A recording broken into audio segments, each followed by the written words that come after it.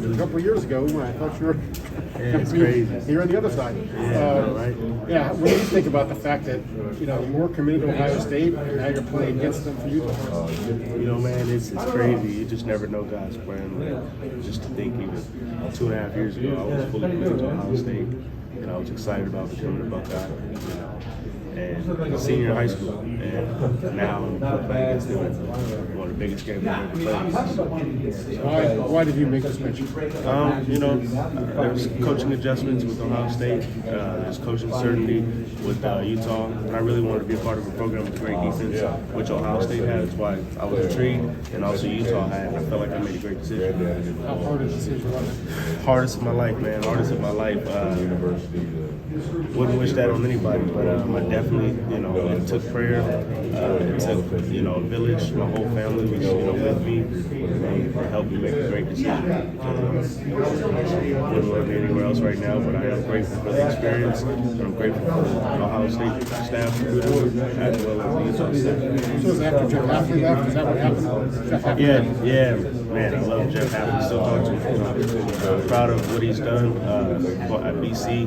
But yeah, when he left, you know, he was the D coordinator at the time, and he was helping support us. So definitely wanted to, you know, explore on some other options. And Utah was someone I was talking to. Were there any periods of time in between where you second guessed your decision? No, I think it's a part of it, you know, where you kind of get like cold feet. What do they call it, cold feet, or like, dang, did I really make a good decision? But I just stayed prayerful throughout, you know, the process, and I asked God to give me strength and, you know, encouragement that I needed, and confidence, you know, with the decision. Because shoot, when you sign that, what is it, the NIL or the NLI, it's like now it's real. And so I was like, okay, I gotta really have confidence in it. So it took a lot of discernment. And so when I got up here, things just started to happen. It was a whirlwind, and you know, after game one, I was like, it was no looking back. Did you build some relationships with Ohio State players in that recruiting process, and have you had any conversations with those guys leading into this game?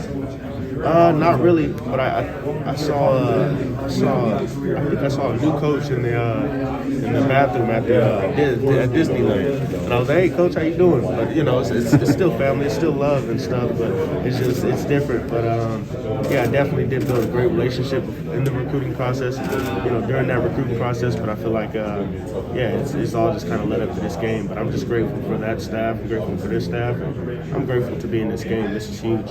So which coach did you see at Disneyland? It was a new coach. I didn't even recognize him, but I knew he was a coach because his attire, and then I saw the Ohio State. I was like, oh man! I was like, so I felt obligated to say what's up. You know.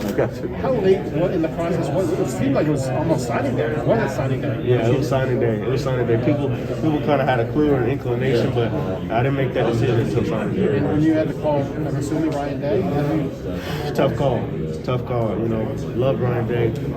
Love what he stands for. But yeah, when we talked, you know, very often, and he was a big part of my recruitment. So, of course, out of respect, that was a conversation I had to have first. And you know, he understood, you know, as great coaches do, and you know, he was active, he was special to me, and you know, that was coming here.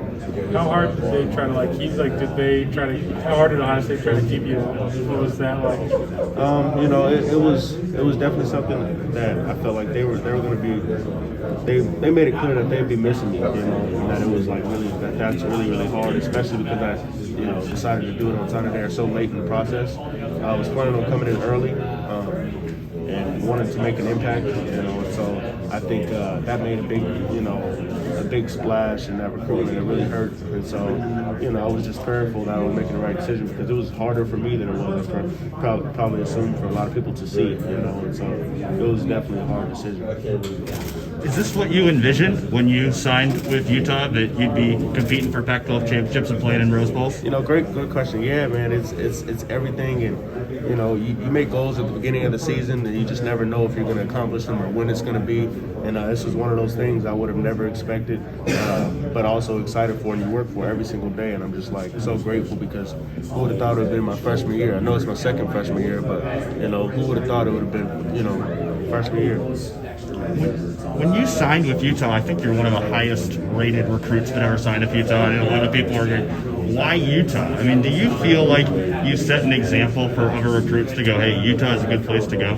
In a way, yes. I feel like definitely I can't say I paved the way because I remember guys doing it before I did it, but I can say that maybe I made it a little bit more comfortable for guys to make that switch because it was really, really tough, going from being committed to one of the biggest, programs in the country to trying to go somewhere different. It was like, okay, what are you doing? Why are you making this decision? And so I feel like when you have success doing that, maybe it gives other guys confidence or, the ability to say, hey, you know what? I can go somewhere else and not be, looked down upon, or maybe looked down upon and still be successful. And so I feel like that's a great way to put it. What made you so confident that Utah could have this kind of success?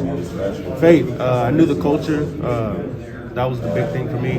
That's why it was like, for me, it was like, I understand these guys. When I was talking to the staff, when I saw the players in the locker room, when I got to talk to them, talk to guys like Terrell Burgess on the Rams now, and I saw the culture. The culture was super strong. They have a great defense, and they're just, the way that they are, I was like, okay, I can be a part of this, and I wanted to be a part of a great defensively, focused team as well, and Coach Kyle Whittingham, I know that speaks for itself, and so it was like, I want to be a part of that program, and so it was really easy for me. Clark, you talk about how emotional was that Pac-12 championship game and the season as a whole for the whole team?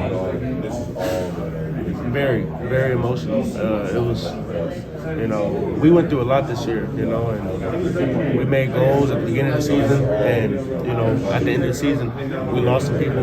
We lost, one of our dear teammates, Aaron Lowe. We lost Ty Jordan last year, and so, that, just being in that game, it was something that we dreamed of, and that those guys dreamed of, and so we felt like, we were playing for something huge, something way bigger, and so, yeah, man, it was really, really, it was a special, it was a bittersweet moment, because it was like, dang, just so glad that we got here, so glad that we won. I hugged Coach Sharif Shaw afterwards, and we both just, started crying because we couldn't hold it back. It was like, this is what we worked for. This is what Aaron wanted. This is what Ty wanted. We did it, So, it was super emotional. Do you guys feel that you guys still have to prove yourself, on a national stage? Yeah, that's the goal. When you're a program that's trying to, gain notoriety and gain a name in terms of, success. I feel like these games definitely help. Pac-12 championships help, and so we just got to continue to keep on dominating at a high level. And how would you describe your season? How would you describe your season the way you've been playing? I did really well. I think, honestly, for me, I wanted to take that second step. My first season I only had 5 games, but it was something that I really wanted to do. People always talk about either the sophomore slump or, that guy really raised his stock, and I felt like this year I raised my stock. How excited are you for the challenge that is the Ohio State receiving?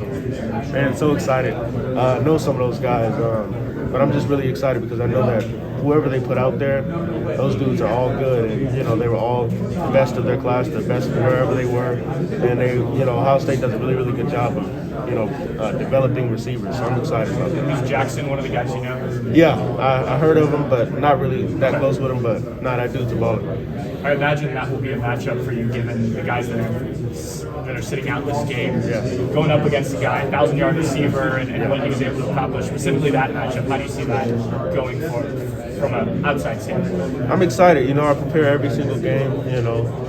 Somewhat the same, somewhat different. The receivers are different, but in particular, this matchup I'm excited for, man, because of course it's the biggest stage. This is the Rose Bowl. And, shoot, you don't want nothing but, good things to happen when you go up against a great receiver.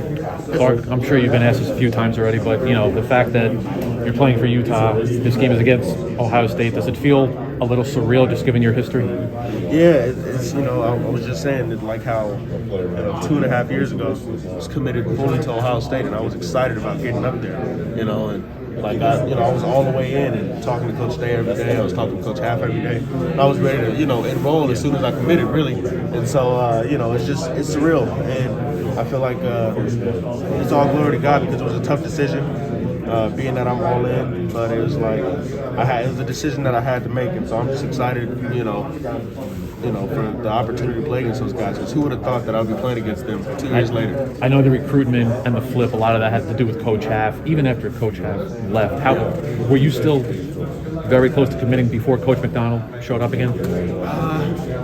to signing, I should say? Yeah, so I mean, I was still talking to the guys up there, but when Coach Half decided to make that transition, I was kind of like I was already looking at other options. I was already talking to Utah consistently and stuff, and so I was just like, I don't know.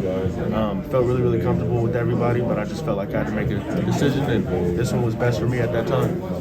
As a competitor, is it disappointing that you don't get to play against Chris Olave and Garrett Wilson on Saturday? Some people were asking me that. I have some friends asking me that, but honestly, I feel like